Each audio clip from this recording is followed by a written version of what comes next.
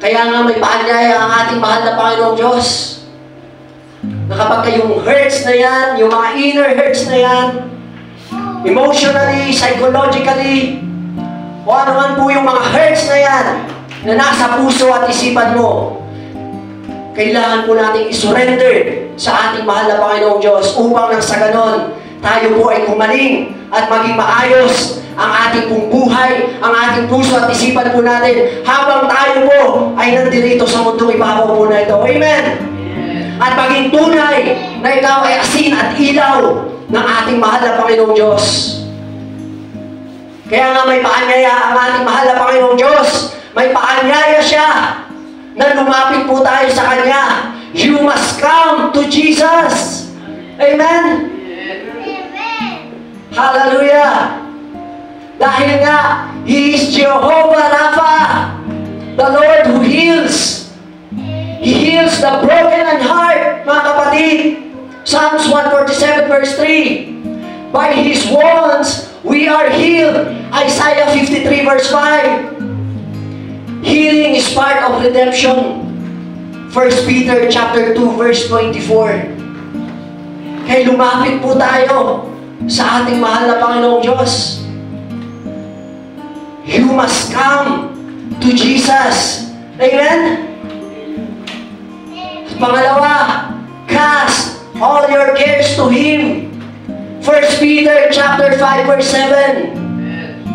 Nagmamalasakit po ang ating mahal na Panginoong Diyos sa ating pong buhay. Kaya wag po tayong matakot, wag po tayong, magdalawang isip na lumapit sa ating mahal na Panginoong Diyos. Amen? Hallelujah! Cast all your care to Him. Sabi dyan, don't hold onto the pain. It will only prevent you from getting healed. Sabi sa James chapter 5 verse 16, kaya nga, sabi niya, ipagtapat ninyo sa inyong mga kapatid ang inyong mga kasalanan at ipanalangin ninyo ang isa't isa upang kayo'y gumaling. Hallelujah! Kapag tayo po may mga sama ng loob, may mga kinikimkim sa ating mga kapwa po nating Kristiyano o sa ating mga mahal natin sa buhay, kausapin po natin sila upang nang sa ganon ay parehas po kayo na maging maayos. Amen? At ipanalangin po natin sa ating mahal na Panginoong Diyos. Kaya kung ano man yung mga pain na yan sa ating mga puso at isipan po natin, sabi dyan, speak to the pain and release it into Jesus' hands. Amen? Ipagkatiwala natin sa ating mahal na Panginoong Diyos. Naniniwala ako ng bawat isa po sa atin ay may mga hurts na yan. We have authority, mga kapatid. May authority po tayo para sabihan yung mga pains na yan, yung mga hurts na yan, na lumayas sa ating puso at isipan po natin. Amen? There is a power in declaration, kapatid. Kaya gamitin mo yan.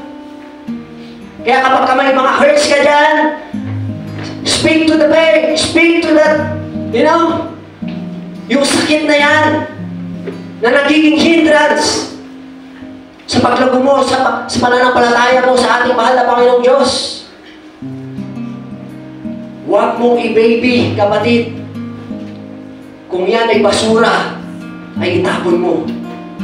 Dahil hindi yan makapaglalago sa iyong pananampalataya. Amen ba? Yeah.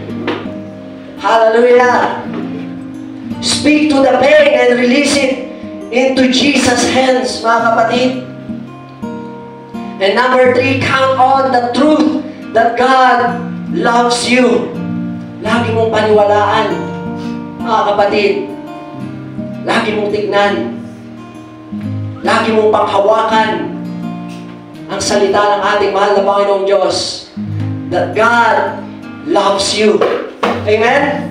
Ang sabi niya sa Romans 8:32, kung sarili niyang anak ay hindi niya ipinagkait, sa halip ay binigay para sa atin, tiyak na ibibigay rin niya sa atin ang lahat ng bagay. Ganun po tayo kamahal ng ating mahal na Panginoong Diyos. Hindi po siya nagdalawang isip na ibigay yung kanyang anak upang nang sa ganon ay magkaroon muli tayo ng ugnayan po sa Kanya. Ang Panginoong Diyos ay gumawa ng paraan. Dahil, kalulus-lunos ang ating pong kalalagayan kung hindi po gumawa ng paraan ng ating mahal na Panginoong Diyos. Lahat po tayo ay mapapahamak. Kung hindi pinadala ng ating mahal na Panginoong Diyos ang Kanyang kaisa-isang bugtong na anak ng ating mahal na Panginoong Jesucristo, na kung ang sino man ang tatanggap, maniniwala sa sambalatayanan ang ginawa ng ating mahal na Panginoong Diyos doon sa krus ng Kalbaryo, ay hindi na po mapapahamak, bagkus magkakaroon ng buhay na walang hanggan. Magkakaroon ng tunay na kapahingahan. Amen? Amen! Hallelujah! Palapakan po natin ating mahal na Panginoong Diyos. Hindi, sabi pa, sa number 4, forgive others and yourself. Sabi sa Mark 11, chapter 25, verse 26, at kapag nananalangin kayo, patawarin niyo muna ang mga nagkasala sa inyo upang ang mga kasalanan ninyo ay patawarin din ng inyong amang nasa langit. Sapagkat, sabi diyan, kung ayaw ninyong magpatawad, hindi rin kayo patatawarin ng inyong amang nasa langit. Hallelujah! Forgive others and yourself. Amen? Upang nang sa ganon ay magkaroon po tayo ng inner healing sa ating pong buhay. Amen? Amen. Forgiveness is the key upang maging maayos ang iyong buhay. Forgiveness is the key upang ikaw ay maging masaya sa iyong buhay. Amen? Unforgiveness, sabi diyan, will hinder or block the healing power of the Holy Spirit. It will put us into the hands of tormenting spirit. Hallelujah! Kapag tayo po ay hindi nagpapatawad, yan po ay napablock, nahihinder yung healing na gustong ipagkaloob ng ating mahal na Panginoong Diyos sa ating pong buhay. Amen? Kaya forgiveness is the key. Kapag hindi po tayo nagpapatawad, tayo po yung nahihirapan. Punong-puno ng sama ng loob, galit. Nagmamanifest po yan, mga kapatid. Batang-bata pa, pero kulubot na yung mukha. Because of that inner hurts, mga kapatid. Dahil nga may dala-dala sa kanyang puso at isipan. Ito po yung nagpapahirap, mga kapatid, sa atin. Na kapag hindi po natin ni-release yung forgiveness, mapapahirapan po tayo. Amen? Tignan mo nga ulit yung katabi mo. Baka seryoso lang yan. Seryoso lang yan. Kaya ganyan. Hallelujah. Sabi pa dyan, ingatan ninyo na walang sino man sa inyo ang tatalikod sa biyaya ng Diyos at huwag ninyong hayaang umiral ang sama ng loob sa inyo at marami ang madadamay. Hallelujah. Kaya ito pong ganitong attitude ay iwasan po natin yan, mga kapatid, dahil makakapangdamay yan. Amen? Yung mga hurts na yan, hallelujah, ay bigay po natin sa ating mahal na Panginoong Diyos.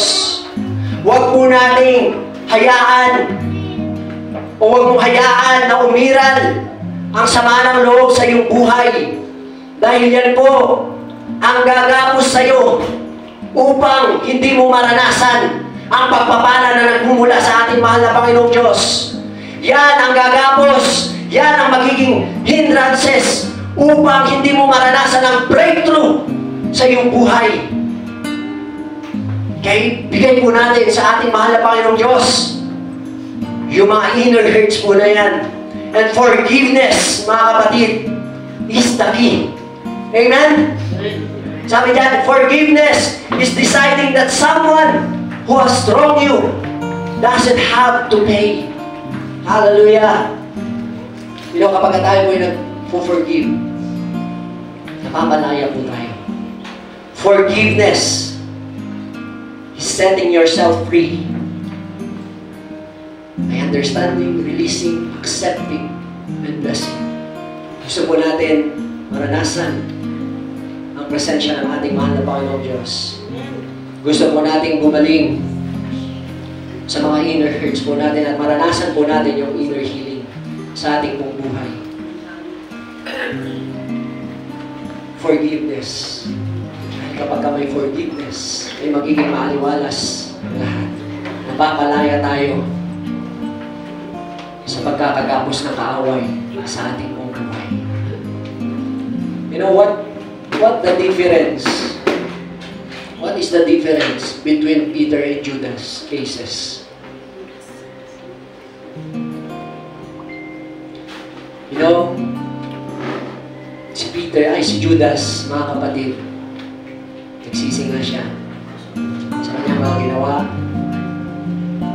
pero hindi mo niya napatawad yung kanyang sarili. Anong ang nangyari po sa kanya, mga kapatid? Dahil hindi niya mapatawad yung kanyang sarili, sinabit niya yung kanyang sarili. Dahil hindi niya matanggap yung ginawa niya sa ating mahal na Panginoong Diyos. Dahil pinagkanulo niya, binenta niya. You know, nagsisi siya, pero hindi niya napatawad yung kanyang sarili. Kaya ang ginawa niya, dahil hindi niya matanggap, pinitin na lamang yung kanyang sarili. Which is wrong, mga kapatid. Pero alam niyo po, si Peter, mga kapatid, na nagkanulo sa ating mahal na Panginoong Diyos 3 beses. Bumagsak siya, mga kapatid. Pero, ito po yung magandang attitude ni Peter, mga kapatid. Nagsisi siya. Nagpatawad niya ang kanyang sarili. At bumalik siya sa ating mahal na Panginoong Diyos at naglingkod po siya, mga kapatid. Amen?